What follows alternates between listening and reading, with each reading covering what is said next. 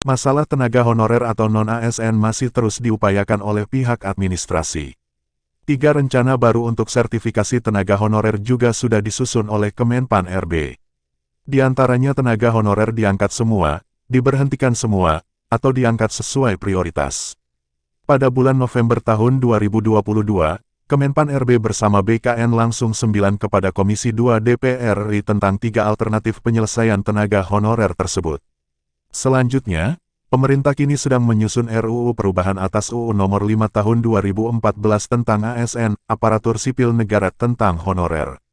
Waktu pengangkatan tenaga kontrak, tenaga honorer, dan tenaga tetap non-PNS dijelaskan dalam RUU tersebut.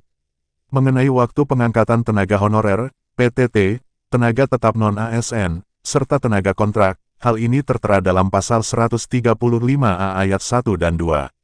Setelah UU ini diterapkan untuk pengangkatan tenaga honorer, PTT, pegawai tetap non-PNS, dan tenaga kontrak menjadi PNS dimulai 6 bulan dan berakhir paling lambat 3 tahun.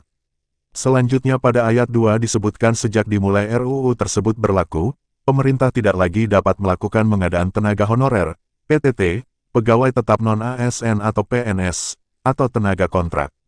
Non-ASN dan lainnya akan diangkat sebagai pegawai negeri sipil dalam situasi ini dimulai 6 bulan dan berlanjut paling lama 3 tahun setelah RUU disahkan. Namun, karena persyaratan khusus yang ditetapkan oleh pemerintah, tidak semua non-ASN dan lainnya dapat diangkat sebagai pegawai negeri sipil. Persyaratan khusus ini mencakup fakta bahwa non-ASN bekerja dalam domain fungsional, seperti administrasi, kesehatan, pertanian, penelitian, pelayanan publik, dan pendidikan dan memiliki masa kerja terlama. Pembatasan usia pensiun dan penyelesaian administrasi juga diperhitungkan ketika memutuskan apakah akan mengangkat pekerja non-PNS yang bersangkutan atau tidak. Namun, bagi non-ASN yang memenuhi persyaratan tersebut harus diangkat tanpa tes karena mereka adalah non-ASN. Selain itu, non-ASN yang dimaksud hanya perlu berhasil dalam proses seleksi administrasi seperti validasi dan verifikasi surat keputusan pengangkatan.